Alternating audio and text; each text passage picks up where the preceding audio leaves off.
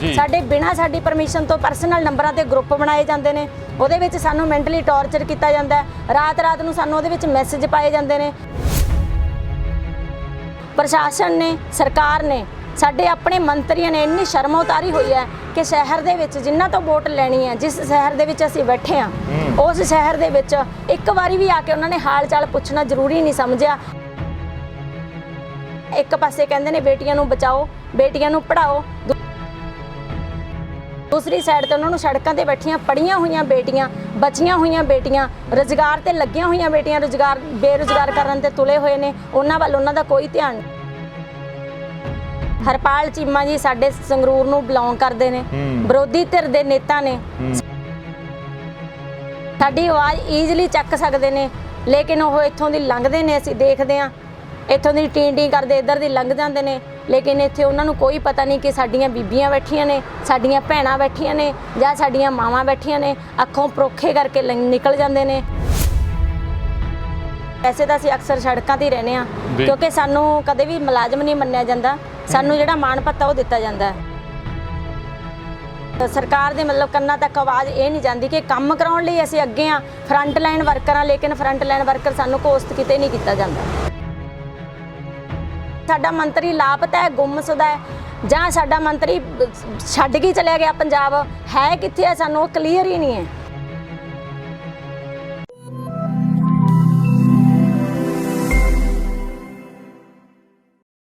ਸਤਿ ਸ਼੍ਰੀ ਅਕਾਲ ਜੀ, ਤੁਸੀਂ ਦੇਖ ਰਹੇ ਹੋ RMB ਟੈਲੀਵਿਜ਼ਨ। ਮੈਂ ਰਤਨਦੀਪ ਸਿੰਘ ਧਾਲੀਵਾਲ। ਅਸੀਂ ਅੱਜ ਬੈਠੇ ਹਾਂ ਸੰਗਰੂਰ ਸ਼ਹਿਰ। ਐਜੂਕੇਸ਼ਨ ਮੰਤਰੀ ਨੇ ਵਿਜੇਂਦਰ ਸਿੰਗਲਾ, ਉਹਨਾਂ ਦੀ ਕੋਠੀ ਦੇ ਬਾਹਰ ਜੇ ਅਸੀਂ ਗੱਲ ਕਰਦੇ ਹਾਂ, ਉੱਥੇ ਬੇਰੁਜ਼ਗਾਰ B.Ed ਅਧਿਆਪਕਾਂ ਦੇ ਨਾਲ 5 ਹੋਰ ਜਥੇਬੰਦੀਆਂ ਉਹਨਾਂ ਦੀ ਕੋਠੀ ਦੇ ਬਾਹਰ ਪਿਛਲੇ 160 ਦਿਨਾਂ ਤੋਂ ਧਰਨਾ ਚੱਲ ਰਿਹਾ, ਤੇ ਇੱਕ ਧਰਨਾ ਬਿਲਕੁਲ ਸੜਕ ਦੇ ਉੱਤੇ ਉਹਨਾਂ ਦੀ ਕੋਠੀ ਦੇ ਬਾਹਰ ਜਿੱਥੇ ਮੇਨ ਹਾਈਵੇ ਆ ਉੱਥੇ ਚੱਲ ਰਿਹਾ ਹੈਗਾ ਲਗਭਗ 3 ਮਹੀਨਿਆਂ ਤੋਂ। ਆਂਗਣਵਾੜੀ ਮੁਲਾਜ਼ਮਾਂ ਦਾ, ਇਹਨਾਂ ਦਾ ਕੀ ਦੁੱਖ ਤੇ ਕੀ ਦੁੱਖੜਾ ਸੁਣਾ ਰਹੇ ਨੇ ਸਰਕਾਰ ਤੋਂ ਤੇ ਕੀ ਮੰਗਾਂ ਮੰਨ ਰਹੇ ਨੇ, ਉਹਦੇ ਬਾਰੇ ਵੀ ਅੱਜ ਇਸ ਮੁਲਾਕਾਤ ਦੇ ਵਿੱਚ ਗੱਲਬਾਤ ਹੋਊਗੀ। ਤੇ ਅਸਲ ਦੇ ਵਿੱਚ ਉਹਨਾਂ ਵਾਅਦਿਆਂ ਦੀ ਗੱਲਬਾਤ ਵੀ ਹੋਊਗੀ ਜਿਹੜੀ ਸਰਕਾਰ ਬਣਨ ਤੋਂ ਪਹਿਲਾਂ ਗੱਲਾਂ ਕਹੀਆਂ ਸੀ, ਫਿਰ ਸਰਕਾਰ ਬਣਦੀ ਆ, ਤੇ ਹੁਣ ਜਿਹੜਾ ਆਹ ਸਾਲ ਆ ਇਹ ਰੁੱਤ ਆ ਜਿਹੜੀ, ਇਹ ਰੁੱਤ ਵੋਟਾਂ ਦੀ ਵੀ ਆ ਤੇ ਵਾਅਦੇ ਪੂਰੇ ਕਰਨ ਦੀ ਵੀ ਇਹ ਰੁੱਤ ਹੈ। ਪਰ ਕੀ ਇਹ ਵਾਅਦੇ ਪੂਰੇ ਕਰ ਰਹੀ ਹੈ ਸਰਕਾਰ ਆਂਗਣਵਾੜੀ ਮੁਲਾਜ਼ਮਾਂ ਦੇ, ਉਹ ਜਾਣਾਂਗੇ। ਸਾਡੇ ਨਾਲ ਇਸ ਮੁਲਾਕਾਤ ਦੇ ਵਿੱਚ ਮੌਜੂਦ ਰਹਿਣਗੇ ਆਂਗਣਵਾੜੀ ਮੁਲਾਜ਼ਮਾਂ ਦੇ ਆਗੂ ਨੇ ਮਨਦੀਪ ਕੁਮਾਰੀ ਜੀ। ਮੈਮ ਸਵਾਗਤ ਹੈ। ਸਤਿ ਸ਼੍ਰੀ ਅਕਾਲ। ਸਤਿ ਸ਼੍ਰੀ ਅਕਾਲ ਜੀ। ਤੁਹਾਡਾ ਮੈਂ ਪਹਿਲੇ ਇੱਥੇ ਕਵਰੇਜ ਕਰਨ ਤੇ ਬਹੁਤ ਧੰਨਵਾਦ ਕਰਦੀ ਹਾਂ ਜੀ, ਜੋ ਸਾਡਾ ਤੁਸੀਂ ਆਵਾਜ਼ ਬੁਲੰਦ ਕਰਨ ਲਈ ਸਾਡੇ ਵਿੱਚ ਪਹੁੰਚੇ ਹੋ, ਤਾਂ ਅਸੀਂ ਸਾਰੇ ਤੁਹਾਡਾ ਬਹੁਤ ਧੰਨਵਾਦ ਕਰਦੇ ਹਾਂ ਜੀ। ਪਹਿਲਾਂ ਤਾਂ ਮੈਂ ਚਾਹੂੰਗਾ ਮਨਦੀਪ ਜੀ, ਜਿਹੜਾ ਤੁਹਾਡਾ ਦੁੱਖ ਆ ਉਹ ਦਰਸ਼ਕਾਂ ਨੂੰ ਦੱਸ ਦਿਓ, ਕੀ ਦੁੱਖੜਾ ਰੋ ਰਹੇ ਹੋ ਇੱਥੇ? ਅਸੀਂ ਪਿਛਲੇ ਲਗਭਗ 3 ਮਹੀਨਿਆਂ ਤੋਂ ਇੱਥੇ ਬੈਠੇ ਹਾਂ ਜੀ, ਜਿਹਦੇ ਵਿੱਚ ਸਾਡੀਆਂ ਬਹੁਤ ਸਾਰੀਆਂ ਮੰਗਾਂ ਹੁੰਦੀਆਂ ਨੇ। ਵੈਸੇ ਤਾਂ ਅਸੀਂ ਅਕਸਰ ਸੜਕਾਂ ਤੇ ਹੀ ਰਹਿੰਦੇ ਹਾਂ ਕਿਉਂਕਿ ਸਾਨੂੰ ਕਦੇ ਵੀ ਮੁਲਾਜ਼ਮ ਨਹੀਂ ਮੰਨਿਆ ਜਾਂਦਾ, ਸਾਨੂੰ ਜਿਹੜਾ ਮਾਣ ਭੱਤਾ ਉਹ ਦਿੱਤਾ ਜਾਂਦਾ ਹੈ, ਲੇਕਿਨ ਜਦੋਂ ਅਸੀਂ ਕੋਈ ਕੰਮ ਕਰਦੇ ਹਾਂ ਸਾਨੂੰ ਉਹਦੇ ਵਿੱਚ ਮਾਨਸਿਕ ਤੌਰ ਤੇ ਵੀ ਪਰੇਸ਼ਾਨ ਕੀਤਾ ਜਾਂਦਾ ਹੈ। ਜਿਵੇਂ ਸਾਡੀਆਂ ਹਾਈ ਕੋਰਟ ਦੇ ਵਿੱਚ ਦਿੱਤਾ ਹੋਇਆ ਹੈ, ਹਾਈ ਕੋਰਟ ਨੇ ਲਿਖ ਕੇ ਦਿੱਤਾ ਹੋਇਆ ਸਾਨੂੰ ਕਿ ਜੇ ਕੋਈ ਵਾਧੂ ਕੰਮ ਕਰਾਇਆ ਜਾਂਦਾ ਤੁਹਾਡੇ ਕੋਲੋਂ ਤਾਂ ਉਹਦੇ ਲਈ ਤੁਹਾਨੂੰ ਵਾਧੂ ਮਾਣ ਭੱਤਾ ਦਿੱਤਾ ਜਾਵੇਗਾ ਜੀ। ਲੇਕਿਨ ਸਾਡੀਆਂ ਜਿਹੜੀਆਂ ਡਿਊਟੀਆਂ ਨੇ ਉਹ ਲਗਾਤਾਰ ਕੰਟੀਨਿਊ ਲਗਾਈਆਂ ਜਾਂਦੀਆਂ ਨੇ। ਜੋ ਸਾਡੇ ਅਸਲੀ ਕੰਮ ਨੇ, ਜੋ ਸਾਡੀ ਸਕੀਮ ਦੇ ਨੇ, ICDS ਦੇ ਕੰਮ, ਉਹਨਾਂ ਤੋਂ ਸਾਨੂੰ ਭੜਕਾਇਆ ਜਾਂਦਾ ਹੈ। ਉਹਦੇ ਵਿੱਚ ਜਦੋਂ ਜਿਵੇਂ BLO ਦੀਆਂ ਡਿਊਟੀਆਂ ਨੇ, ਉਹਦੇ ਵਿੱਚ ਸਾਡੀਆਂ ਡਿਊਟੀਆਂ ਲਗਾਈਆਂ ਜਾਂਦੀਆਂ ਨੇ, ਬਿਲਕੁਲ ਸੁਪਰੀਮ ਕੋਰਟ ਦੇ ਆਰਡਰ ਦੀ ਜਿਹੜੀ ਉਲੰਘਣਾ ਕੀਤੀ ਜਾਂਦੀ ਹੈ। SDMs ਵੱਲੋਂ ਡਿਊਟੀਆਂ ਲਗਾਈਆਂ ਜਾਂਦੀਆਂ ਨੇ। ਜਿਵੇਂ ਹੁਣ ਤਾਜ਼ੀ ਮਿਸਾਲ ਹੈ COVID-19 ਦੇ ਵਿੱਚ ਆਂਗਣਵਾੜੀ ਵਰਕਰ ਹੈਲਪਰ ਨੂੰ ਛੁੱਟੀ ਵਾਲੇ ਦਿਨ ਵੀ ਛੁੱਟੀ ਨਹੀਂ ਦਿੱਤੀ ਜਾਂਦੀ, ਛੁੱਟੀ ਵਾਲੇ ਦਿਨ ਵੀ ਉਹਨਾਂ ਦੀਆਂ ਡਿਊਟੀਆਂ ਲਗਾਈਆਂ ਜਾਂਦੀਆਂ ਨੇ। ਬੇਸ਼ੱਕ ਸ਼ਨੀਵਾਰ ਹੋਵੇ, ਬੇਸ਼ੱਕ ਐਤਵਾਰ ਹੋਵੇ, ਬੇਸ਼ੱਕ ਕੋਈ ਗਜ਼ਟਡ ਛੁੱਟੀ ਹੋਵੇ, ਲਗਾਤਾਰ ਨੇ ਜਿਹੜੀਆਂ ਛੁੱਟੀਆਂ ਦੇ ਵਿੱਚ ਡਿਊਟੀਆਂ ਲਗਾਈਆਂ ਜਾਂਦੀਆਂ ਨੇ। ਉਹਦੇ ਵਿੱਚ ਜਿਹੜਾ ਆਸ਼ਾ ਵਰਕਰ ਹੈ ਉਹਨਾਂ ਨੂੰ ਇਨਸੈਂਟਿਵ ਦਿੱਤਾ ਜਾਂਦਾ ਹੈ, ਲੇਕਿਨ ਸਾਡੇ ਵੱਲ ਕੋਈ ਵੀ ਧਿਆਨ ਨਹੀਂ ਹੈ। ਈਵਨ ਕਿ ਜਿਹੜੇ ਸਿਹਤ ਮੰਤਰੀ ਬਲਵੀਰ ਜੀ ਨੇ, ਉਹਨਾਂ ਨੇ ਇੱਕ ਸਟੇਟਮੈਂਟ ਦਿੱਤੀ ਹੋਈ ਹੈ, ਉਹਦੇ ਵਿੱਚ ਪ੍ਰੋਤਸਾਹਿਤ ਕਰਨ ਲਈ ਆਸ਼ਾ ਵਰਕਰਾਂ ਨੂੰ ਸਪੈਸ਼ਲ ਤੌਰ ਤੇ ਮਤਲਬ ਉਹਦੇ ਵਿੱਚ ਲਿਖਿਆ ਹੋਇਆ, ਲੇਕਿਨ ਸਾਡਾ ਆਂਗਣਵਾੜੀ ਵਰਕਰ ਦਾ ਕਿਤੇ ਵੀ ਨਾਂ ਥੇ ਨਹੀਂ ਹੈ। ਕੰਮ ਸਾਨੂੰ ਵਾਧੂ ਦਿੱਤੇ ਜਾਂਦੇ ਨੇ, ਲੇਕਿਨ ਸਾਡਾ ਕਿਤੇ ਵੀ ਨਾਮ ਨਹੀਂ ਲਿਖਿਆ ਜਾਂਦਾ, ਕਿਤੇ ਵੀ ਸਾਨੂੰ ਐਪਰੀਸ਼ੀਏਟ ਨਹੀਂ ਕੀਤਾ ਜਾਂਦਾ, ਕਿਤੇ ਵੀ ਸਾਡਾ ਜਿਹੜਾ ਸਰਕਾਰ ਦੇ ਮਤਲਬ ਕੰਨਾਂ ਤੱਕ ਆਵਾਜ਼ ਇਹ ਨਹੀਂ ਜਾਂਦੀ ਕਿ ਕੰਮ ਕਰਾਉਣ ਲਈ ਅਸੀਂ ਅੱਗੇ ਆ, ਫਰੰਟ ਲਾਈਨ ਵਰਕਰ ਆ, ਲੇਕਿਨ ਫਰੰਟ ਲਾਈਨ ਵਰਕਰ ਸਾਨੂੰ ਕੋਸਟ ਕਿਤੇ ਨਹੀਂ ਕੀਤਾ ਜਾਂਦਾ। ਜੀ ਮਨਦੀਪ ਜੀ, ਸਿਰਫ ਇਹੀ ਗੱਲ ਆ ਕਿ ਗੱਲ ਹੋਰ ਵੀ ਆ ਕੋਈ? ਜੇ ਆਪਾਂ ਕਹਿ ਦਈਏ ਕੱਚੇ ਮੁਲਾਜ਼ਮਾਂ ਦੀ ਕੋਈ ਇਦਾਂ ਦੀ ਤੁਹਾਡੀ ਤਕਲੀਫ ਵੀ ਆ, ਜਾਂ ਕੋਈ ਸਾਮੀਆਂ ਖਾਲੀ ਪੰਨਾ ਇਦਾਂ ਦਾ ਕੁਝ, ਉਹ ਵੀ ਚੀਜ਼ ਹੈਗੀ ਆ? ਬਿਲਕੁਲ ਜੀ, ਪਿਛਲੇ 3 ਸਾਲ ਤੋਂ ਜਿਹੜੀਆਂ ਸਾਡੀ ਖਾਲੀ ਅਸਾਮੀਆਂ ਪਈਆਂ ਨੇ ਜੀ, ਉਹਦੇ ਵਿੱਚ ਭਰਤੀ ਨਹੀਂ ਕੀਤੀ ਗਈ ਪਿਛਲੇ 3 ਸਾਲ ਤੋਂ। ਪਹਿਲੇ ਜਿਹੜੀ ਅਸੀਂ ਮੰਗ ਕੀਤੀ ਸੀਗੀ ਕਿ ਸਾਡੇ ਜਿਹੜੇ ਰਿਟਾਇਰਮੈਂਟ ਹੋਣ ਵਾਲੇ ਸਾਥੀ ਨੇ, ਜਿਹੜੇ ਬਜ਼ੁਰਗ ਨੇ, ਕੰਮ ਨਹੀਂ ਕਰ ਸਕਦੇ, ਉਹਨਾਂ ਦੀ ਉਮਰ ਬਹੁਤ ਜ਼ਿਆਦਾ ਹੋ ਚੁੱਕੀ ਹੈ, ਤਾਂ ਉਹਦੇ ਲਈ ਪਿਛਲੀ ਵਾਰੀ ਅਸੀਂ ਡਿਮਾਂਡ ਰੱਖੀ ਸੀ, ਬਹੁਤ ਟਾਈਮ ਅਸੀਂ ਲੰਬਾ ਧਰਨਾ ਲਗਾਇਆ ਸੀ ਉਹਦੇ ਲਈ। ਉਹਦੇ ਵਿੱਚ ਸਾਡੀ ਮਤਲਬ ਇਹ ਡਿਮਾਂਡ ਮੰਨੀ ਗਈ ਸੀ ਕਿ ਜਿਹੜੀ ਸਭ ਤੋਂ ਜ਼ਿਆਦਾ ਉਮਰ ਦੇ ਨੇਗੇ ਉਹਨਾਂ ਨੂੰ ਅਸੀਂ ਰਿਟਾਇਰ ਕਰ ਦੇਵਾਂਗੇ। ਉੱਥੇ ਉਮਰ ਜਿਹੜੀ ਤੈਅ ਸੀਗੀ 70 ਸਾਲ ਕੀਤੀ ਗਈ ਸੀਗੀ। 70 ਸਾਲ ਦੇ ਵਿੱਚ ਜਿਹੜੇ ਸਾਥੀ ਰਿਟਾਇਰ ਹੋਏ ਸੀਗੇ, ਉਹਦੇ ਵਿੱਚ ਵਰਕਰ ਨੂੰ 1 ਲੱਖ ਰੁਪਏ ਔਰ ਹੈਲਪਰ ਨੂੰ 50,000 ਰੁਪਏ ਦੇਣ ਦਾ ਇਹਨਾਂ ਨੇ ਜਿਹੜਾ ਵਾਅਦਾ ਕੀਤਾ ਸੀਗਾ। ਉਸ ਤੋਂ ਬਾਅਦ ਉਹਨਾਂ ਨੂੰ ਰਿਟਾਇਰ ਹੋਇਆਂ ਨੂੰ 3 ਸਾਲ ਦੇ ਲਗਭਗ ਹੋ ਚੁੱਕੇ ਨੇ। ਉਹ ਜਿਹੜੀਆਂ ਖਾਲੀ ਅਸਾਮੀਆਂ ਸੀਗੀਆਂ ਉਹ ਸਾਡੇ ਹੁਣ ਇਸ ਧਰਨੇ ਦੇ ਅਸਰ ਨਾਲ ਜਿਹੜਾ ਭਰਨ ਲਈ ਹੁਣ ਕਹਿ ਰਹੇ ਨੇ। ਪਰ ਪਿਛਲੇ 3 ਸਾਲਾਂ ਤੋਂ ਹਾਲਾਂਕਿ ਕੋਰਟ ਦੇ ਆਰਡਰ ਨੇ ਕਿ ਆਂਗਣਵਾੜੀ ਦੀ ਜਿਹੜੀ ਸੀਟ ਹੈ 90 ਦਿਨਾਂ ਤੋਂ ਵੱਧ ਖਾਲੀ ਨਹੀਂ ਹੋਣੀ ਚਾਹੀਦੀ, ਕਿਉਂਕਿ ਜਿਹੜਾ ਸਾਨੂੰ ਕੰਮ ਦਿੱਤਾ ਜਾਂਦਾ ਉਹ ਕੁਪੋਸ਼ਿਤ ਬੱਚਿਆਂ ਦਾ ਦਿੱਤਾ ਜਾਂਦਾ। ਗਰਭਵਤੀ ਜਦੋਂ ਤੋਂ ਲੇਡੀਜ਼ ਗਰਭਵਤੀ ਹੁੰਦੀ ਹੈ, ਬੱਚਾ ਅੰਦਰ ਮਤਲਬ ਹੁੰਦਾ, ਤਾਂ ਉਦੋਂ ਤੋਂ ਲੈ ਕੇ ਉਹਦੇ 6 ਸਾਲ ਤੱਕ ਦੇ ਬੱਚੇ ਦੀ ਜਿਹੜੀ ਦੇਖ ਰੇਖ ਕਰਨੀ ਹੁੰਦੀ ਹੈ ਉਹ ਆਂਗਣਵਾੜੀ ਵਰਕਰ ਹੈਲਪਰ ਨੇ ਕਰਨੀ ਹੁੰਦੀ ਹੈ। ਉਹਦੇ ਇਹ ਚੀਜ਼ਾਂ ਦੀ ਬਿਲਕੁਲ ਉਲੰਘਣਾ ਕੀਤੀ ਜਾਂਦੀ ਹੈ। ਕੁਪੋਸ਼ਿਤ ਬੱਚਿਆਂ ਨੂੰ ਹੋਰ ਕੁਪੋਸ਼ਿਤ ਕਰਨ ਲਈ ਇਹ ਲੰਬੇ ਸਮੇਂ ਤੋਂ ਕੋਈ ਅਸਾਮੀ ਨਹੀਂ ਭਰ ਰਹੇ। ਜਿਹੜੀਆਂ ਇਹ ਹੁਣ ਅਸਾਮੀਆਂ ਦਿੱਤੀਆਂ ਨੇ, ਇਹਦੇ ਵਿੱਚ ਵੀ ਇਹਨਾਂ ਨੇ ਇੰਨਾ ਗੁੰਮਰਾਹ ਕੀਤਾ ਹੋਇਆ ਕਿ ਅਰੁਣਾ ਚੌਧਰੀ ਜੀ ਦੀ ਕੱਲ੍ਹ ਦੀ ਸਟੇਟਮੈਂਟ ਹੈ ਪੇਪਰ ਦੀ, ਜਿਹਦੇ ਵਿੱਚ ਉਹਨਾਂ ਨੇ ਲਿਖਿਆ ਵੀ ਜਿਹੜੇ 60 ਸਾਲ ਦੇ ਨੇ ਉਹਨਾਂ ਨੂੰ 19 ਅੰਕ ਦਿੱਤੇ ਜਾਣਗੇ। ਇੱਕ ਪਾਸੇ ਤਾਂ 2016 ਦੀ ਭਰਤੀ ਤੋਂ ਬਾਅਦ ਜਿਨ੍ਹਾਂ ਨੇ ਰਿਟਾਇਰ ਹੋਣਾ ਹੈ, ਜਿਨ੍ਹਾਂ ਦੀ 2016 ਦੀ ਭਰਤੀ ਹੈ, ਉਹਨਾਂ ਦੀ ਉਮਰ ਹੱਦ 65 ਸਾਲ ਰੱਖੀ ਹੋਈ ਹੈ ਰਿਟਾਇਰ ਹੋਣ ਦੀ। ਦੂਸਰੀ ਸਾਈਡ ਉਹ 60 ਸਾਲ ਦੇ ਨੂੰ ਭਰਤੀ ਕਰ ਰਹੇ ਨੇ। ਪਤਾ ਨਹੀਂ ਸਾਡੇ ਮਹਿਕਮੇ ਦੇ ਮੰਤਰੀ ਨੂੰ ਇਹ ਚੀਜ਼ ਦੀ ਪਤਾ ਵੀ ਹੈ ਕਿ ਨਹੀਂ ਪਤਾ, ਉਹ ਸਟੇਟਮੈਂਟ ਕਿਸ ਤਰੀਕੇ ਨਾਲ ਦੇ ਰਿਹਾ ਸਾਨੂੰ ਉਹਦੇ ਬਾਰੇ ਕੋਈ ਗਿਆਨ ਨਹੀਂ ਹੈ। ਤੇ ਜਿਹੜਾ ਇਹ ਹੁਣ ਵਾਅਦਾ ਕੀਤਾ ਗਿਆ ਅਸਾਮੀਆਂ ਭਰਨ ਦਾ, ਇਹ ਜਿਹੜੀ ਆਪਾਂ ਕਹਿ ਦਈਏ ਵੀ ਪ੍ਰਕਿਰਿਆ ਚੱਲ ਪਈ ਕਿ ਚੱਲਣੀ ਹੈ, ਕਿ ਸਿਰਫ ਹਜੇ ਵਾਅਦਾ ਹੀ ਆ ਵੀ ਕਰਾਂਗੇ ਭਾਈ? ਫਿਲਹਾਲ ਤਾਂ ਹਜੇ ਉਹਨਾਂ ਨੂੰ ਮਤਲਬ ਪੇਸ਼ ਹੀ ਇਸ ਤਰੀਕੇ ਨਾਲ ਕੀਤਾ ਗਿਆ ਕਿ ਜੋ ਵੀ ਸਾਥੀ ਸਾਡੇ ਨਾਲ ਗੱਲ ਕਰਦੇ ਨੇ ਉਹਨਾਂ ਨੂੰ ਇਹ ਮਹਿਸੂਸ ਹੁੰਦਾ ਹੈ ਕਿ ਨਵੀਂ ਵੈਕੈਂਸੀ ਦਿੱਤੀ ਗਈ ਹੈ, ਲੇਕਿਨ ਇਹ ਨਵੀਂ ਵੈਕੈਂਸੀ ਨਹੀਂ ਹੈ ਜੀ। ਇਹ ਜਿਹੜੀਆਂ ਸਾਡੀਆਂ ਖਾਲੀ ਸੀਟਾਂ ਪਈਆਂ ਸੀਗੀਆਂ ਲੰਬੇ ਸਮੇਂ ਤੋਂ, ਕੁਝ ਸਾਥੀ ਰਿਟਾਇਰ ਹੋਏ, ਕੁਝ ਸਾਥੀ ਬਾਹਰ ਜਾਣ ਕਰਕੇ ਰਿਜ਼ਾਈਨ ਕਰਕੇ ਗਏ, ਕੁਝ ਸਾਥੀ ਸਾਡੇ ਕੋਵਿਡ-19 ਚ ਐਕਸਪਾਇਰ ਹੋਏ, ਕੁਝ ਸਾਥੀ ਨੈਚੁਰਲ ਡੈਥ ਨਾਲ ਐਕਸਪਾਇਰ ਹੋਏ। ਉਹ ਜਿਹੜੀਆਂ ਸਾਡੀਆਂ ਸੀਟਾਂ ਸੀਗੀਆਂ ਉਹ ਲੰਬੇ ਸਮੇਂ ਤੋਂ ਖਾਲੀ ਪਈਆਂ ਸੀ, ਇਹਨਾਂ ਵੱਲ ਕੋਈ ਧਿਆਨ ਨਹੀਂ ਸੀਗਾ। ਇਹਦੇ ਵਿੱਚ ਫਿਰ ਅਸੀਂ ਪਿੱਛੇ ਮੀਟਿੰਗ ਕਰਕੇ ਉਹਦੇ ਵਿੱਚ ਅਸੀਂ ਉਹਨਾਂ ਨੂੰ ਤੈਅ ਕਰਵਾਇਆ ਕਿ ਸਾਡੀਆਂ ਜਿਹੜੀਆਂ ਖਾਲੀ ਅਸਾਮੀਆਂ ਨੇ ਇਹਨਾਂ ਨੂੰ ਪ੍ਰੋਪਰ ਤਰੀਕੇ ਨਾਲ ਭਰਿਆ ਜਾਵੇ, ਕਿਉਂਕਿ ਬਹੁਤ ਜਗ੍ਹਾ ਤੇ ਇਸ ਤਰੀਕਾ ਹੁੰਦਾ ਕਿ ਜਿੱਥੇ ਇੱਕ ਵਰਕਰ ਹੈ, ਜਿੱਥੇ ਇੱਕ ਦੂਸਰੇ ਸੈਂਟਰ ਦੇ ਵਿੱਚ ਇੱਕ ਹੈਲਪਰ ਹੈ, ਉਹਨਾਂ ਨੇ ਸੈਂਟਰਾਂ ਨੂੰ ਮਰਜ ਕੀਤਾ ਜਾ ਰਿਹਾ। ਤਾਂ ਸਾਨੂੰ ਵੀ ਕਿਤੇ ਨਾ ਕਿਤੇ ਇਹ ਚੀਜ਼ ਦਾ ਖਾਦਸਾ ਸੀਗਾ ਕਿ ਕਿਤੇ ਸਾਡੇ ਨਾਲ ਵੀ ਇਸ ਤਰੀਕੇ ਨਾਲ ਨਾ ਹੋਵੇ। ਇਸ ਕਰਕੇ ਅਸੀਂ ਥੋੜੀ ਮੂਵਮੈਂਟ ਪਹਿਲਾਂ ਤੇਜ਼ ਕੀਤੀ ਸੀ। ਉਦੋਂ ਅਸੀਂ ਉਹਨਾਂ ਦੇ ਧਿਆਨ 'ਚ ਲਿਆਂਦਾ ਸੀਗਾ। ਸਾਡੀ ਮੀਟਿੰਗ ਹੋਈ ਸੀ ਮੰਤਰੀ ਸਾਹਿਬਾਨ ਨਾਲ ਔਰ ਸਿੱਖਿਆ ਮੰਤਰੀ ਜੀ ਵਿੱਚ ਸੀਗੇ, ਉੱਥੇ ਉਹਨਾਂ ਦੇ ਧਿਆਨ 'ਚ ਲਿਆਂਦਾ ਸੀ। ਉਸ ਤੋਂ ਬਾਅਦ ਇਹ ਐਡਵਰਟਾਈਜ਼ਮੈਂਟ ਤੇ ਧਿਆਨ ਦਿੱਤਾ ਗਿਆ, ਲੇਕਿਨ ਇਹਦੇ ਵਿੱਚ ਜਿਹੜੀਆਂ ਗਾਈਡਲਾਈਨ ਨੇ ਹਜੇ ਵੀ ਪ੍ਰੋਪਰਲੀ ਕਲੀਅਰ ਨਹੀਂ ਕੀਤੀਆਂ ਗਈਆਂ। ਕੁਝ ਵੀ ਐਸਡੀਐਮ ਦੇ ਅੰਡਰ ਜਿਹੜੀਆਂ ਪੋਸਟਾਂ ਕੀਤੀਆਂ ਗਈਆਂ ਨੇ, ਸਾਡਾ ਡਿਪਾਰਟਮੈਂਟ ਨੂੰ ਫਿਰ ਵੀ ਅੱਖੋਂ ਪਰੋਖੇ ਕੀਤਾ ਗਿਆ। ਤੁਹਾਨੂੰ 1-2 ਦਿਨਾਂ ਨੂੰ 3 ਮਹੀਨੇ ਹੋ ਜਾਣੇ ਇੱਥੇ ਸੜਕ ਤੇ ਡੇਰਾ ਲਾਇਆ ਜੀ। ਇੱਥੇ ਤਾਂ ਫਿਰ ਬੜੀ ਤਕਲੀਫ ਹੁੰਦੀ ਹੋਊ, ਗਰਮੀ ਬੜੀ ਆ। ਤਕਲੀਫ ਦੇਖੋ ਜੀ, ਜਦੋਂ ਅਸੀਂ ਸੜਕਾਂ ਤੇ ਆ ਕੇ ਬੈਠ ਗਏ ਉਦੋਂ ਤਾਂ ਅਸੀਂ ਘਰਾਂ ਦੇ ਵਿੱਚੋਂ ਕੱਫਣ ਬੰਨ੍ਹ ਕੇ ਬਾਹਰ ਨਿਕਲਦੇ ਹਾਂ। ਇਹ ਤਾਂ ਸਾਨੂੰ ਕਲੀਅਰਲੀ ਪਤਾ ਹੁੰਦਾ ਕਿ ਪਤਾ ਨਹੀਂ ਸ਼ਾਮ ਨੂੰ ਅਸੀਂ ਆਪਣੇ ਬੱਚਿਆਂ ਨੂੰ ਕਹਿ ਕੇ ਆਉਂਦੇ ਹਾਂ ਕਿ ਪਤਾ ਨਹੀਂ ਅਸੀਂ ਮੁੜਾਂਗੇ ਕਿ ਨਹੀਂ, ਸਾਡੀ ਵੇਟ ਨਾ ਕਰਿਓ। ਕਿਉਂਕਿ ਜੇ ਇੱਕ ਸ਼ਹੀਦੀ ਨਾਲ ਵੀ ਸਾਡੇ ਕੋਈ ਸਾਥੀ ਬਾਕੀਆਂ ਨੂੰ ਕੋਈ ਸਕੀਮ ਮਿਲਦੀ ਹੈ ਤਾਂ ਸਾਨੂੰ ਜਾਣ ਦੇਣ 'ਚ, ਬਲੀ ਦੇਣ 'ਚ ਕੋਈ ਇਤਰਾਜ਼ ਨਹੀਂ ਹੈ। ਉਹਦੇ ਵਿੱਚ ਪ੍ਰੋਬਲਮਾਂ ਸਾਨੂੰ ਬਹੁਤ ਸਾਰੀਆਂ ਆਈਆਂ, ਜਿਵੇਂ ਪਿਛਲੇ ਸਮੇਂ ਤੋਂ ਤੁਸੀਂ ਨੋਟ ਕਰ ਰਹੇ ਹੋ ਕਿ ਮੀਂਹ, ਬਾਰਿਸ਼, ਝੱਖੜ।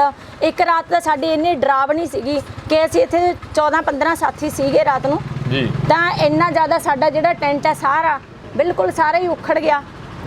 ਸਾਨੂੰ ਡਰ ਸੀਗਾ ਕਿਉਂਕਿ ਇਹਦੇ ਉੱਪਰ ਦੀ ਸਾਰੀਆਂ ਜਿਹੜੀਆਂ ਤਾਰਾਂ ਨੇਗੀਆਂ, ਟਰਾਂਸਮਿਟਰ ਲੱਗਿਆ ਹੋਇਆ ਸਾਹਮਣੇ ਸਾਈਡ ਤੇ, ਤਾਂ ਇਹਦੇ ਵਿੱਚ ਸਭ ਤੋਂ ਜ਼ਿਆਦਾ ਸਾਨੂੰ ਇੱਥੇ ਖਤਰਾ ਸੀਗਾ। ਐਡਾ ਖਤਰਨਾਕ ਤੂਫਾਨ ਸੀਗਾ ਕਿ ਉਸ ਦਿਨ ਸਾਨੂੰ ਇਹ ਸੀ ਕਿ ਮਤਲਬ ਕਿਸੇ ਦੀ ਵੀ ਜਾਨ ਜਾ ਸਕਦੀ ਸੀ। ਪਰ ਪ੍ਰਸ਼ਾਸਨ ਨੇ, ਸਰਕਾਰ ਨੇ ਸਾਡੇ ਆਪਣੇ ਮੰਤਰੀਆਂ ਨੇ ਇੰਨੀ ਸ਼ਰਮ ਉਤਾਰੀ ਹੋਈ ਹੈ ਕਿ ਸ਼ਹਿਰ ਦੇ ਵਿੱਚ ਜਿਨ੍ਹਾਂ ਤੋਂ ਵੋਟ ਲੈਣੀ ਹੈ, ਜਿਸ ਸ਼ਹਿਰ ਦੇ ਵਿੱਚ ਅਸੀਂ ਬੈਠੇ ਹਾਂ, ਉਸ ਸ਼ਹਿਰ ਦੇ ਵਿੱਚ ਇੱਕ ਵਾਰੀ ਵੀ ਆ ਕੇ ਉਹਨਾਂ ਨੇ ਹਾਲ ਚਾਲ ਪੁੱਛਣਾ ਜ਼ਰੂਰੀ ਨਹੀਂ ਸਮਝਿਆ। ਈਵਨ ਕਿ ਉਹ ਆਪਣੇ ਪੀਏ ਤੱਕ ਨੂੰ ਵੀ ਕਿਸੇ ਨੂੰ ਨਹੀਂ ਭੇਜਿਆ ਕਿ ਖੁਦ ਉਹਨਾਂ ਨੂੰ ਇਹ ਲੱਗਦਾ ਕਿ ਮੇਰੇ ਮਗਰ ਨਾ ਪੈ ਜਾਣ ਜਾਂ ਸਾਨੂੰ ਕੁਝ ਕਹਿ ਨਾ ਦੇਣ, ਤਾਂ ਉਹ ਇੱਕ ਸਲਾਹਕਾਰ ਨੂੰ ਹੀ ਭੇਜ ਸਕਦੇ ਨੇ। ਲੇਕਿਨ ਉਹਨਾਂ ਵੱਲੋਂ ਕੁਝ ਵੀ ਸਾਡੇ ਨਾਲ ਕੋਈ ਤਾਲਮੇਲ ਨਹੀਂ ਕੀਤਾ ਗਿਆ, ਸਾਡੇ ਕੋਲ ਆ ਕੇ ਹਾਲ ਚਾਲ ਨਹੀਂ ਪੁੱਛਿਆ ਗਿਆ। ਉਹਨਾਂ ਨੂੰ ਕੋਈ ਮਤਲਬ ਨਹੀਂ ਹੈ। ਇੱਕ ਪਾਸੇ ਕਹਿੰਦੇ ਨੇ ਬੇਟੀਆਂ ਨੂੰ ਬਚਾਓ, ਬੇਟੀਆਂ ਨੂੰ ਪੜ੍ਹਾਓ, ਦੂਸਰੀ ਸਾਈਡ ਤੇ ਉਹਨਾਂ ਨੂੰ ਸੜਕਾਂ ਤੇ ਬੈਠੀਆਂ ਪੜ੍ਹੀਆਂ ਹੋਈਆਂ ਬੇਟੀਆਂ, ਬਚੀਆਂ ਹੋਈਆਂ ਬੇਟੀਆਂ, ਰੁਜ਼ਗਾਰ ਤੇ ਲੱਗੀਆਂ ਹੋਈਆਂ ਬੇਟੀਆਂ ਬੇਰੁਜ਼ਗਾਰ ਕਰਨ ਤੇ ਤੁਲੇ ਹੋਏ ਨੇ, ਉਹਨਾਂ ਵੱਲ ਉਹਨਾਂ ਦਾ ਕੋਈ ਧਿਆਨ ਨਹੀਂ ਹੈ।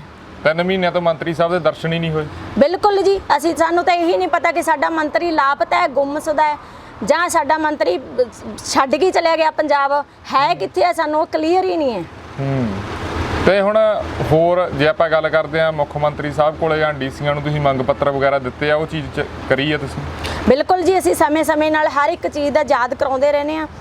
ਅਸੀਂ ਪਿੱਛੇ 1 ਜੂਨ ਨੂੰ ਹੁਣ ਕਰਕੇ ਹਟਿਆ, ਸਾਨੂੰ ਜਿਹੜੇ ਬੀਜ ਸੀਗੇ ਡਾਇਰੈਕਟ ਸਾਨੂੰ ਸਾਡੇ ਘਰਾਂ ਦੇ ਐਡਰੈਸ ਤੇ ਭੇਜੇ ਗਏ ਨਾ। ਉਹਦੇ ਵਿੱਚ ਸਾਨੂੰ ਇਹ ਗਾਈਡਲਾਈਨ ਦਿੱਤੀਆਂ ਗਈਆਂ ਕਿ ਇਹ ਬੀਜ ਬੀਜਣੇ ਕਿੱਥੇ ਨੇ, ਕਿਉਂਕਿ ਸ਼ਹਿਰਾਂ ਦੇ ਵਿੱਚ ਜਿਹੜੇ ਸੈਂਟਰ ਚੱਲਦੇ ਨੇ, ਸ਼ਹਿਰਾਂ ਵਾਲੇ ਸੈਂਟਰ ਸਾਡੇ ਜਿਹੜੇ ਕਿਰਾਏ ਤੇ ਚੱਲਦੇ ਨੇ, ਜਿਹੜੇ ਪਿੰਡਾਂ ਦੇ ਵਿੱਚ ਸੈਂਟਰ ਨੇ ਉਹ ਸਾਡੇ ਕਿਸੇ ਸਕੂਲਾਂ 'ਚ ਨੇ ਜਾਂ ਸਾਂਝੀ ਜਗ੍ਹਾ ਤੇ ਨੇ। ਪਹਿਲੀ ਗੱਲ ਤਾਂ ਸਾਨੂੰ ਬੀਜ ਵੇਚਣ ਲਈ ਸਾਂਝੀ ਜਗ੍ਹਾ ਤੇ ਅਸੀਂ ਪਰਮਿਸ਼ਨ ਕਿਸ ਦੀ ਲਈਏ?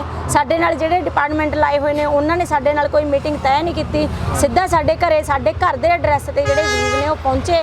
ਸਾਡੇ ਕੋਲੇ ਬੀਜਣ ਲਈ ਕੋਈ ਜਗ੍ਹਾ ਨਹੀਂ ਸੀਗੀ। ਸਾਨੂੰ ਸਾਡੇ ਡਿਪਾਰਟਮੈਂਟ ਵੱਲੋਂ ਫੋਰਸ ਕੀਤਾ ਗਿਆ ਕਿ ਬੀਜ ਜੇ ਤੁਸੀਂ ਬੀਜ ਲਏ ਤਾਂ ਇਹ ਦੱਸੋ ਕਿ ਕਿੱਡੇ ਕੁ ਹੋ ਗਏ, ਕਿੰਨੇ ਵੱਡੇ ਹੋ ਗਏ, ਉਹਦੀ ਰਿਪੋਰਟ ਦਿਓ, ਕਿੰਨੇ ਸਾਥੀਆਂ ਨੇ ਬੀਜੇ, ਕਿੰਨਿਆਂ ਨੇ ਨਹੀਂ ਬੀਜੇ। ਸਾਡੀ ਇਹਦੇ ਨਾਲ ਹੀ ਇੱਕ ਗੱਲ ਹੋਰ ਐਡ ਕਰਦਾ ਮੈਂ ਕਿ ਸਾਡਾ ਜਿਹੜਾ ਮੋਬਾਈਲ ਦਾ ਪੈਸਾ ਹੈਗਾ ਕੇਂਦਰ ਸਰਕਾਰ ਵੱਲੋਂ ਪੰਜਾਬ ਸਰਕਾਰ ਕੋਲ ਆਇਆ ਹੋਇਆ, ਲੇਕਿਨ ਉਹ ਮੋਬਾਈਲ ਦਾ ਪੈਸਾ ਜਿਹੜਾ ਸਾਡੇ ਆਂਗਣਵਾੜੀ ਵਰਕਰ ਤੱਕ ਨਾ ਤਾਂ ਮੋਬਾਈਲ ਦੀ ਖਰੀਦ ਕਰਕੇ ਦਿੱਤੀ ਗਈ ਹੈ, ਨਾ ਸਾਡਾ ਜਿਹੜਾ 250 ਰੁਪਇਆ ਮੋਬਾਈਲ ਦਾ ਖਰਚਾ ਹੈ ਉਹ ਦਿੱਤਾ ਜਾਂਦਾ। ਮੋਬਾਈਲ ਭੱਤਾ ਵੀ ਹੈ ਤੇ ਮੋਬਾਈਲ ਤੁਹਾਨੂੰ ਦਵਾਈ ਵੀ ਜਾਣੇ। ਬਿਲਕੁਲ ਜੀ, ਬਿਲਕੁਲ ਮੋਬਾਈਲ ਵੀ ਦਿੱਤੇ ਜਾਣੇ ਸੀ, ਮੋਬਾਈਲ ਭੱਤਾ ਵੀ ਦਿੱਤਾ ਜਾਣਾ ਸੀ, ਪਰ ਉਹਦੇ ਲਈ ਸਾਨੂੰ ਮਜਬੂਰ ਕੀਤਾ ਜਾਏ। ਡੀਸੀ ਸਾਹਿਬ ਨੇ ਅੰਡਰ ਅਲੱਗ ਤੋਂ ਇੱਕ ਪੋਸ਼ਣ ਅਭਿਆਨ ਲਈ ਨਵਾਂ ਸੁਪਰਵਾਈਜ਼ਰ ਤਾਂ ਗਾਈਡ ਕਰ ਲਏ, ਰੱਖ ਲਏ ਨੇ, ਜਿਹੜੇ ਸਾਨੂੰ ਮਜਬੂਰ ਕਰਦੇ ਨੇ ਕਿ ਤੁਸੀਂ ਫੋਟੋਆਂ ਪਾਓ। ਸਾਡੇ ਬਿਨਾਂ ਸਾਡੀ ਪਰਮਿਸ਼ਨ ਤੋਂ ਪਰਸਨਲ ਨੰਬਰਾਂ ਤੇ ਗਰੁੱਪ ਬਣਾਏ ਜਾਂਦੇ ਨੇ, ਉਹਦੇ ਵਿੱਚ ਸਾਨੂੰ ਮੈਂਟਲੀ ਟੌਰਚਰ ਕੀਤਾ ਜਾਂਦਾ ਹੈ। ਰਾਤ ਨੂੰ ਸਾਨੂੰ ਉਹਦੇ ਵਿੱਚ ਮੈਸੇਜ ਪਾਏ ਜਾਂਦੇ ਨੇ, ਮਤਲਬ ਉਹਦੇ ਵਿੱਚ ਕਹਿੰਦੇ ਨੇ ਸਾਨੂੰ ਕਿ ਤੁਸੀਂ ਉਹਦੀਆਂ ਹਰ ਇੱਕ ਮੂਵਮੈਂਟ ਦੀਆਂ ਫੋਟੋਆਂ ਪਾਓ। ਜੇ ਤੁਸੀਂ ਫੀਡ ਵੰਡਦੇ ਹੋ ਸਾਨੂੰ ਉਹਦੀ ਫੋਟੋ ਖਿੱਚ ਕੇ ਪਾਓ। ਜੇ ਤੁਸੀਂ ਕੋਈ ਪੋਸ਼ਣ ਅਭਿਆਨ ਮਨਾਇਆ ਉਹਦੀ ਫੋਟੋ ਖਿੱਚ ਕੇ ਪਾਓ। ਜੇ ਤੁਸੀਂ ਕੋਈ ਬਾਲੜੀਆਂ ਲਈ ਕੋਈ ਕੰਬਲ ਆਏ ਨੇ ਉਹਦੀ ਫੋਟੋ ਖਿੱਚ ਕੇ ਪਾਓ। ਜੇ ਕੋਈ ਲਾਭਪਾਤਰੀ ਹੈ ਉਸ ਤੁਹਾਡੇ ਕੋਲੇ ਆਂਦਾ ਉਹਨੂੰ ਕੋਈ ਸੁਵਿਧਾ ਦਿੰਦੇ ਹੋ ਤੁਸੀਂ ਉਹਦੀ। ਇੱਕ ਪਾਸੇ ਸਾਨੂੰ ਸਰਕਾਰ ਇਹ ਸਾਬਿਤ ਕਰਨ ਦੀ ਕੋਸ਼ਿਸ਼ ਕਰ ਰਹੀ ਹੈ, ਇੱਕ ਪਾਸੇ ਅਸੀਂ ਸੋਸ਼ਲ ਵਰਕਰ ਹਾਂ, ਸੋਸ਼ਲ ਵਰਕਰ ਹੋ ਕੇ ਅਸੀਂ ਲੋਕਾਂ ਦੀ ਜਿਹੜੀ ਸੇਵਾ ਕਰਦੇ ਹਾਂ, ਕੁਪੋਸ਼ਣ ਖਤਮ ਕਰਨ ਦੀ ਕਪੈਸਿਟੀ ਰੱਖਦੇ ਹਾਂ, ਔਰ ਦੂਸਰੇ ਪਾਸੇ ਸਰਕਾਰ ਸਾਨੂੰ ਕਿਤੇ ਨਾ ਕਿਤੇ ਚੋਰ ਸਮਝਦੀ ਹੈ, ਜਿਹੜੀ ਹਰ ਇੱਕ ਚੀਜ਼ ਲਈ ਸਾਨੂੰ ਫੋਟੋ ਦਿਓ ਜੀ, ਫੋਟੋ ਦਿਓ ਜੀ, ਲੇਕਿਨ ਕਿਸ ਬਿਹੇਵ ਤੇ ਮੰਗਦੇ ਨੇ ਇਹਦਾ ਜਵਾਬ ਸਾਨੂੰ ਹਜੇ ਤੱਕ ਨਾ ਪੰਜਾਬ ਸਰਕਾਰ ਨੇ ਦਿੱਤਾ, ਨਾ ਸਾਡੇ ਮਹਿਕਮੇ ਦੀ ਮੰਤਰੀ ਨੇ ਦਿੱਤਾ, ਨਾ ਹੀ ਸਾਡੇ ਪੀਓ ਸਾਹਿਬ ਨੇ ਦਿੱਤਾ, ਨਾ ਹੀ ਸਾਡੇ ਸੀਡੀਪੀਓ ਸਾਹਿਬ ਨੇ ਦਿੱਤਾ। ਜਿਹੜੀ ਤੁਸੀਂ ਮੋਬਾਈਲ ਵਾਲੀ ਗੱਲ ਕਰ ਰਹੇ ਹੋ, ਇਹ ਕੇਂਦਰ ਸਰਕਾਰ ਵੱਲੋਂ ਐਲਾਨ ਹੋਇਆ ਸੀ ਵੀ ਕੇਂਦਰ ਸਰਕਾਰ ਵੱਲੋਂ ਦਿੱਤੇ ਜਾਣੇ ਹੁਣ? ਬਿਲਕੁਲ ਜੀ, ਕੇਂਦਰ ਸਰਕਾਰ ਵੱਲੋਂ ਜਿਹੜਾ ਪੋਸ਼ਣ ਟਰੈਕਰ ਹੈ ਕੇਂਦਰ ਸਰਕਾਰ ਵੱਲੋਂ ਚਲਾਇਆ ਜਾ ਰਿਹਾ, ਉਹਦੇ ਵਿੱਚ ਬਹੁਤ ਸਟੇਟਾਂ ਦੇ ਵਿੱਚ ਤਾਂ ਇਹ ਧਮਕੀਆਂ ਆਈਆਂ ਨੇ ਕਿ ਜੇ ਤੁਸੀਂ ਮੋਬਾਈਲ ਲੈ ਕੇ ਫੋਟੋਆਂ ਨਹੀਂ ਪਾਉਂਦੇ ਤੁਹਾਨੂੰ ਮਾਣ ਭੱਤਾ ਨਹੀਂ ਦਿੱਤਾ ਜਾਊਗਾ, ਤੁਹਾਨੂੰ ਤੁਹਾਡੀਆਂ ਸੇਵਾਵਾਂ ਖਤਮ ਕੀਤੀਆਂ ਜਾਣਗੀਆਂ। ਇੱਕ ਪਾਸੇ ਸਾਡੇ ਜਿਹੜੇ 3 ਤੋਂ 6 ਸਾਲ ਦੇ ਬੱਚੇ ਨੇ, ਇਹਦੇ ਨਾਲ ਹੀ ਇੱਕ ਚੀਜ਼ ਹੋਰ ਐਡ ਕਰਾਂ ਕਿ 3 ਤੋਂ ਜਿਹੜੇ 6 ਸਾਲ ਦੇ ਬੱਚੇ ਨੇ, ਜਿਹੜੇ ਅਸੀਂ ਸਿੱਖਿਆ ਮੰਤਰੀ ਕੋਲ ਪਿਛਲੇ ਇੰਨੇ ਸਮੇਂ ਤੋਂ ਬੈਠੇ ਹਾਂ, ਸਾਡੀ ਮੇਨ ਡਿਮਾਂਡ 3 ਤੋਂ 6 ਸਾਲ ਦੇ ਬੱਚੇ ਹੈ ਇਹਨਾਂ ਕੋਲ। 3 ਤੋਂ 6 ਸਾਲ ਦੇ ਬੱਚੇ ਸਾਡੇ ਜਿਹੜੇ ਸਕੂਲਾਂ ਦੇ ਵਿੱਚ ਭੇਜੇ ਗਏ, ਜ਼ਬਰਦਸਤੀ ਸਾਡੇ ਆਂਗਣਵਾੜੀ ਵਰਕਰ ਨੂੰ ਸਕੂਲਾਂ ਦੇ ਵਿੱਚ ਭੇਜਿਆ ਗਿਆ, ਲੇਕਿਨ ਉੱਥੇ ਸਾਡੀ ਇਹ ਸਾਰ ਨਹੀਂ ਲਈ ਗਈ ਕਿ ਤੁਹਾਡੇ ਕੋਲੇ ਬਾਥਰੂਮ ਅਵੇਲੇਬਲ ਹੈ, ਤੁਹਾਡੇ ਕੋਲੇ ਸਕੂਲਾਂ ਦੇ ਵਿੱਚ ਵਧੀਆ ਰੂਮ ਹੈ, ਉਹਦੇ ਬਾਰੇ ਕੋਈ ਉਹਨਾਂ ਨੂੰ ਪਤਾ ਨਹੀਂ ਹੈ। ਉਹ ਸਕੂਲਾਂ ਦੇ ਵਿੱਚ ਪ੍ਰੀ ਪ੍ਰਾਇਮਰੀ ਚਲਾਉਣ ਲਈ ਵਧੀਆ ਫਰਨੀਚਰ ਦੀ ਸੁਵਿਧਾ ਕੀਤੀ ਗਈ, ਉਹਨਾਂ ਨੂੰ ਵਧੀਆ ਰੂਮ ਤਿਆਰ ਕਰਕੇ ਦਿੱਤੇ ਗਏ, ਲੇਕਿਨ ਸਾਡੇ ਲਈ ਕੋਈ ਧਿਆਨ ਨਹੀਂ ਹੈ। ਸਾਡੇ ਕੋਲੇ ਸਕੂਲਾਂ ਦੇ ਵਿੱਚ ਬਹੁਤ ਟੁੱਟੇ ਹੋਏ ਕਮਰੇ ਨੇ। ਜਿਹੜੇ ਮੈਂ ਇੱਕ ਹੋਰ ਗੱਲ ਐਡ ਕਰਨੀ ਚਾਹੂੰਗਾ, ਜਿਹੜਾ ਮੋਬਾਈਲਾਂ ਵਾਲਾ ਪੈਸਾ ਹੈਗਾ ਉਹ ਆ ਚੁੱਕਿਆ ਸਟੇਟ ਗਵਰਨਮੈਂਟ ਕੋਲੇ। ਬਿਲਕੁਲ ਜੀ, ਸਟੇਟ ਗਵਰਨਮੈਂਟ ਕੋਲੇ ਆਇਆ ਹੋਇਆ ਪੈਸਾ ਹੈ, ਲੇਕਿਨ ਸਾਨੂੰ ਨਹੀਂ ਦਿੱਤਾ ਜਾਂਦਾ ਉਹ। ਜਿਹੜਾ ਸਾਡਾ ਕੇਂਦਰ ਸਰਕਾਰ ਨੇ ਪੈਸਾ ਵਧਾਇਆ ਉਹਦੇ ਵਿੱਚੋਂ 20 ਕਟੌਤੀ ਕੀਤੀ ਗਈ ਹੈ। 60-40 ਦੀ ਰੇਸ਼ੋ ਨਾਲ ਦੇਣਾ ਹੁੰਦਾ, ਜਿਹੜੀ 40% ਦੀ ਕਟੌਤੀ ਹੈ ਉਹ ਪੰਜਾਬ ਸਰਕਾਰ ਨੇ ਕੀਤੀ ਹੋਈ ਹੈ। ਪੰਜਾਬ ਸਰਕਾਰ ਹਮੇਸ਼ਾ ਆਪਣੀ ਮਨਮਾਨੀ ਕਰਦੀ ਹੈ, ਸਾਡੇ ਨਾਲ ਹਰ ਵਾਰ ਧੱਕਾ ਹੁੰਦੀ ਹੈ, ਚਾਹੇ ਬੀਜੇਪੀ ਦੀ ਸਰਕਾਰ ਹੋਵੇ, ਚਾਹੇ ਕਾਂਗਰਸ ਦੀ ਸਰਕਾਰ ਹੋਵੇ, ਚਾਹੇ ਅਕਾਲੀ ਦੀ ਸਰਕਾਰ ਹੋਵੇ, ਚਾਹੇ ਕੋਈ ਵੀ ਸਰਕਾਰ ਹੋਵੇ, ਸਾਡੇ ਨਾਲ ਹਰ ਵਾਰ ਮਤਰੇਈ ਵਾਲਾ ਸਲੂਕ ਕੀਤਾ ਜਾਂਦਾ ਹੈ। ਹੁਣ ਤੁਸੀਂ ਇੱਥੇ ਬੈਠੇ ਹੋ, ਚਲੋ ਕਾਂਗਰਸ ਦੀ ਤਾਂ ਸਰਕਾਰ ਆ, ਕਾਂਗਰਸ ਵਾਲੇ ਤਾਂ ਆਏ ਨਹੀਂ, ਨਾ ਤੁਹਾਨੂੰ ਦਰਸ਼ਨ ਹੋਏ ਉਹਨਾਂ ਦੇ। ਜਿਹੜੇ ਦੂਜੀਆਂ ਪਾਰਟੀਆਂ ਵਾਲੇ, ਚਾਹੇ ਉਹ ਅਕਾਲੀ ਹੋਣ, ਚਾਹੇ ਉਹ ਆਮ ਆਦਮੀ ਪਾਰਟੀ ਵਾਲੇ ਹੋਣ, ਐਮਪੀ ਨੇ ਇੱਥੋਂ ਦੇ ਭਗਵੰਤ ਮਾਨ, ਅਸੀਂ ਇਹ ਸਵਾਲ ਉਹਨਾਂ ਨੂੰ ਵੀ ਪੁੱਛਿਆ ਸੀ, ਬੇਰੁਜ਼ਗਾਰ ਅਧਿਆਪਕਾਂ ਨੂੰ, ਉਹ ਆਏ ਨੇ?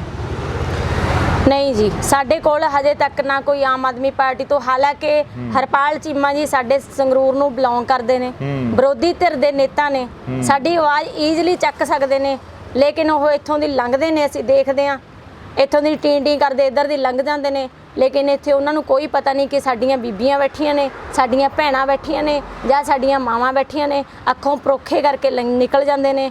ਆਉਣ ਵਾਲੇ ਟਾਈਮ ਦੇ ਵਿੱਚ ਅਸੀਂ ਉਹਨਾਂ ਨੂੰ ਪੁੱਛਾਂਗੇ, ਜਦੋਂ ਸਾਡੇ ਕੋਲੇ ਆਉਣਗੇ। ਕਾਂਗਰਸ ਨੂੰ ਤਾਂ ਅਸੀਂ ਪੁੱਛਣਾ ਹੀ ਪੁੱਛਣਾ, ਕਾਂਗਰਸ ਦੀ ਤਾਂ ਜਿਹੜੀ ਅਸੀਂ ਮੈਂ ਹੁਣ ਪਿੰਡ ਜਾ ਕੇ ਚਲਾਵਾਂਗੇ, ਪਿੰਡ ਦੇ ਵਿੱਚ ਜਿਹੜੇ ਸਰਪੰਚ ਨੇ ਅਸੀਂ ਉਹਨਾਂ ਨੂੰ ਉਹਨਾਂ ਦੀ ਲੈਟਰ ਪੈਡ ਤੇ ਲਿਖਾ ਕੇ ਦੇਵਾਂਗੇ ਵੀ ਸਾਡੇ ਪਿੰਡ ਦੇ ਵਿੱਚ ਅਸੀਂ ਆਂਗਣਵਾੜੀ ਵਰਕਰ ਹਾਂ, ਪਿਛਲੇ ਲੰਬੇ ਸਮੇਂ ਤੋਂ ਅਸੀਂ ਸਿੱਖਿਆ ਮੰਤਰੀ ਦੀ ਕੋਠੀ ਅੱਗੇ ਬੈਠੇ ਹਾਂ, ਸਾਡੀ ਜਿਹੜੀ ਸੁਣਵਾਈ ਆ ਉਹ ਨਹੀਂ ਹੋ ਰਹੀ। ਅਸੀਂ ਆਪਦੇ ਪਿੰਡਾਂ ਦੇ ਸਰਪੰਚ ਵੀਰਾਂ ਨੂੰ ਰਿਕੁਐਸਟ ਕਰਾਂਗੇ, ਉਹਨਾਂ ਨੂੰ ਕਹਾਂਗੇ ਕਿ ਸਾਡੇ ਲਈ ਤੁਸੀਂ ਲਿਖ ਕੇ ਦਿਓ, ਸਾਡੇ ਲਈ ਤੁਸੀਂ ਗੱਲ ਚੁੱਕੋ।